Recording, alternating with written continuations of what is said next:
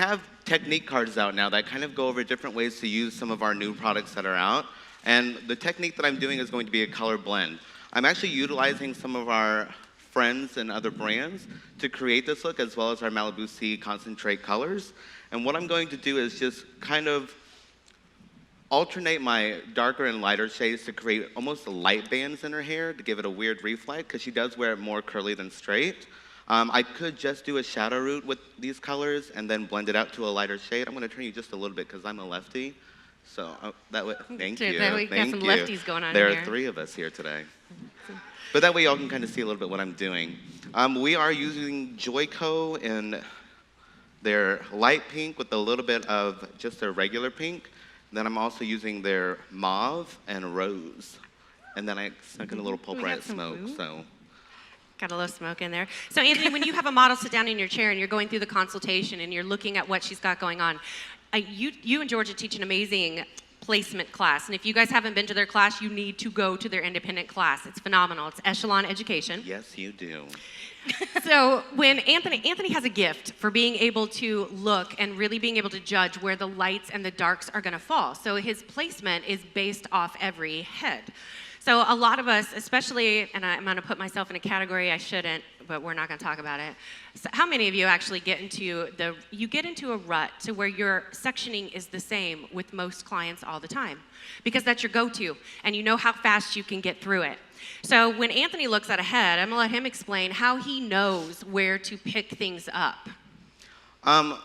This is weird. I don't follow patterns. Patterns to me are for making clothes. When I'm looking at someone's head of hair, it's something customizable, it's something I can make my own, and they're allowed to walk around and show it off. That is my advertising. That's how I plan on building my businesses, by having beautiful people walk around Target. Because Target's where we all like to shop. But when I do it, I go section by section. I don't try to plan ahead. I just take a section and I drop it and I look at it and I see how the hair naturally lays. If it's something close to her face and it likes to sit there when she styles it, then that's where I'm going to focus most of my lightness. How am I going to make that light pop? I need dark next to it. So that's where I'm going to put a low light. But I was just going to say, that's the entire head of hair though. Like in one quadrant, I could do 3 different types of placements, not just like horizontal, horizontal, horizontal, or all diagonal back. I will go backwards, upside down, left, right, and over the moon. So when you're getting ready to do a client, and this is Alex, who is also one of our educators, you guys. So when Alex is coming in and she's sitting in your chair, what is your first step? Do you just get in there and get going, or what do you do? What's your process? My first step is to sit down with her and really set up realistic expectations, not just for her, but for me as well. Because if something else is going on in her hair, she has to know about it, and I have to know about it. So I'm always going to prep my clients first with Malibu C Crystal Gel. That's the strongest treatment you can do in the salon to get the hair as clean as possible and ready for the service you're about to perform. And then we go through maybe inspiration pictures. And I use the term inspiration very, very strongly. It's meant for inspiration, not recreation. So if you find something that you like, understand that it's going to be altered and it's going to be tweaked to suit you and your lifestyle. But we can at least try to go something in that direction. Today she has no say, and I'm doing whatever I want. Those are the best kind of clients. Say that line again. That was really cool. What did you say about inspiration, not recreation. So when they come in and they have this picture and they've got, say, 5 different layers of box black on their hair, and they bring you somebody's picture that's platinum, looking at that, setting up realistic expectations. He talked about Crystal Gel, which is the cornerstone of everything Malibu C does. So do you guys know how to tell when you need a Malibu? Here you go. Do you use water? No. No, never. That's how you know. So one of the things with Malibu, there's a misconception that we only deal with hard water and well water. So anytime I teach, I really want you guys to understand water is water is water is water is water. It doesn't matter. And that's the one thing you use on every single person. So instead of taking the chance, take the time to actually prep. So when you're talking about prepping and you're going in and you're talking about different techniques, a lot of you are going into the painting techniques, right? How many of you are painting, freehand painting? Ah. So this is what Georgia Reed is going to do today, and the way that I love how delicately you hold your brush, because I look like I'm in kindergarten when I go and paint, and there's stuff everywhere. It's like yoga or being It's yoga, painting yoga. So Georgia, tell us what you're doing today. So I am doing a painting technique. I'm utilizing, has anybody used the Malibu C clay? The clay? Anybody? Anybody? It's one of my favorite tools. It's one of our newer products.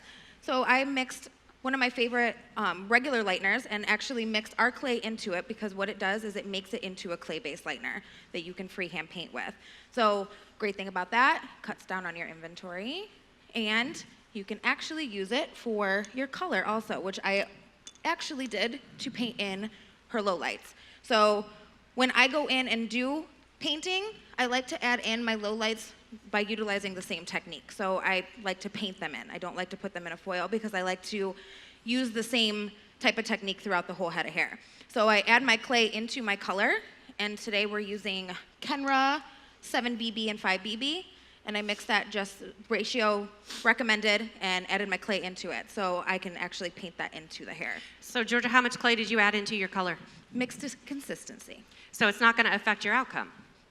You're strictly just making it the texture that you want to make it. Because the nice thing about it is it's going to create that cast on the outside, even in your color, so it'll dry and be just like your regular clay lighteners, but it'll be color. So you're just controlling how it moves. So you guys know when you're getting ready, and nobody does this, so I'm not going to judge. When you're mixing your bleach, how many of you actually measure and mix your bleach to consistency? Good for you, keep doing it. The rest of you who don't and will mix to consistency, you know when you go to put the developer in and you accidentally squeeze the bottle too much and now you've got this soupy mess? What do you do next? What do you add to it to thicken it up? You add more bleach, which is the most expensive part of that equation. Stop adding your extra bleach. Pick up the clay and put it in there, and it's gonna change the texture so you can keep going. So as she's painting, Georgia, you have a nice form when you paint, and anytime I watch you, watching your arm go up, why is that important? My body position is important because I've noticed when I first started painting, we tend to do this when we paint. It makes you heavy-handed.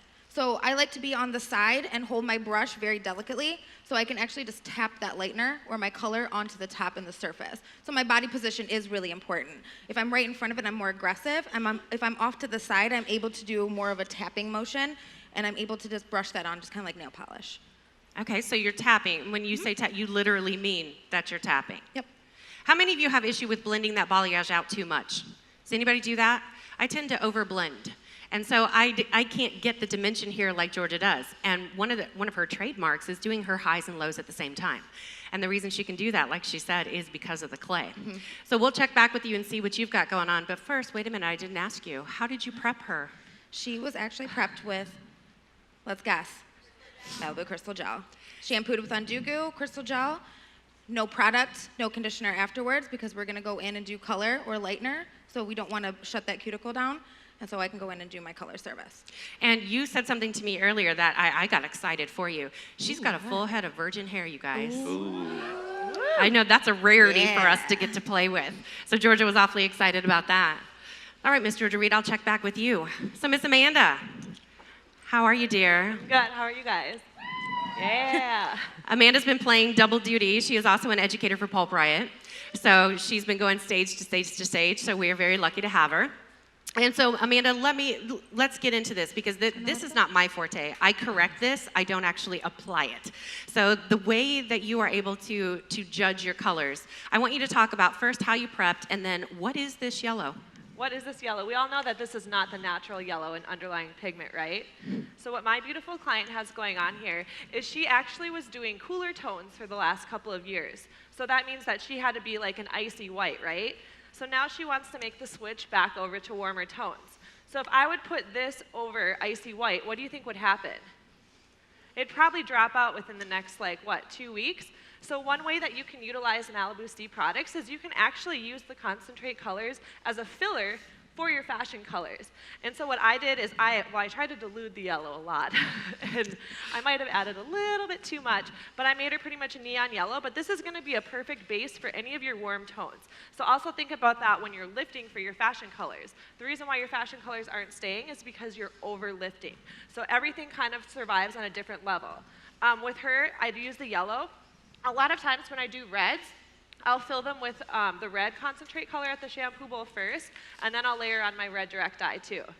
Awesome. So when you filled with that, tell me how you use the concentrate pigments. What does that mean? It was so easy. All I did was anytime I do fashion colors, I lift first, right? So then what am I going to have to do? I'm going to have to shampoo that bleach out, right? So at the shampoo bowl, all I did was I mixed up, just like what she's doing over here. I mixed up yellow, and in the shampoo bowl, I just squirted it on her hair really, really quick. It took about a minute. I let it sit for a minute, and then I shampooed it out, and now I dried her, and I'm able to put my warm tones on there. And this will actually keep. So it actually saved me a lot of time in the end here.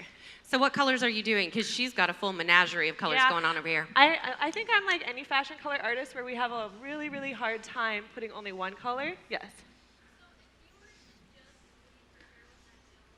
Yes. It would probably take, I would say probably about a month. They're pure pigments, so. And this is like really, really, really diluted. If you were to put it on her hair like straightforward, it would last a couple months for sure. It's gonna stay. Yeah, it's so gonna with the stay. pigments, the concentrate color pigments, what they are. So what we did was I was asked the question when we were talking about our artistic team and talking about color, and I was asked the question by the chemist, what tool are you missing?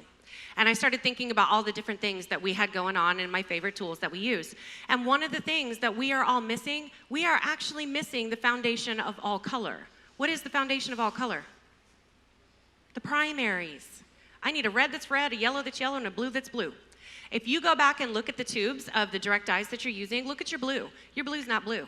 Your blue is blue and orange and brown and yellow, which is great, and that's how you get the vibrant colors. The problem is when you go to take that out, we think we're taking out blue. We're taking out blue and orange and brown and yellow, and we always end up a really funky what? Green or yellow, and then we get frustrated, and the client doesn't want to sit there any longer, so you pick up a 5-in and you move on. Well, you know you've done it. She's like, I've done that, I've done that. So when Amanda's talking about the pigments, and the pigments are being utilized in everything. The cool thing about these pigments is they can play with everything. The bad thing about these pigments is they play in everything. So they can be a little intimidating. If you understand the color wheel, you can create or correct anything. So what we did was we gave you the same ingredients that all other manufacturers are making their colors with. We just didn't choose your carrier. So like Amanda said, when she mixed it with water. It went on straight. When Anthony's using it as a booster, it's going inside his colors. When George is using it, sometimes she'll use it before or after. I like to build my colors. I don't like to put everything all together. So I think of myself as a color architect.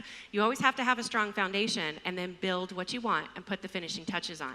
So let's go over here and let's talk about Jasmine's hair for a minute. So Jazz is in transition. And what she's doing, we've cut the hair, we've grown the hair, we've done a lot of things to the hair. So we're making sure that we're keeping the integrity intact. So going in with her, she had a really coppery base where she had been lifted, and the porosity, because one, she's got naturally textured hair. So the porosity is going to be different all over the place. I needed to give myself a level playing field. I also wanted something that my final result could sit on top of, and my final result's going to be a purple tone. So if you think about purple, start looking at your colors and start breaking them down. So if I'm going to end up with purple, purple's made of what? Red and blue. So if I already have my red here, I need to put my blue on top. So what we did with her is same kind of thing, and actually if we can zoom in, can you guys tell how vibrant this is? Actually, Jazz, let me have you walk down here. I just want you to see this red because this red was crazy diluted. Our red is a beast. So this red was just mixed with water. It's just the pigment. So she was shampooed with Undo Goo, and then I diluted the red pigment, and it was put all over the hair, and then towel dried. So because you're only mixing it in water, there is no need to shampoo out if you don't want to. We didn't choose the carrier for you. So when we put our blue on, come over here. What I'm choosing to do for her carrier, because I need to put some moisture back. I need to put some extra things back in there, some protein, some shine. So what I'm going to choose to overlay her with is actually our concentrate color mask, which has a color lock technology with my blue and a little bit of red pigment in there. So I'm just going to apply this all over and it's going to lay. So I'm building my color the way it needs to be built. Does that make sense? Yes?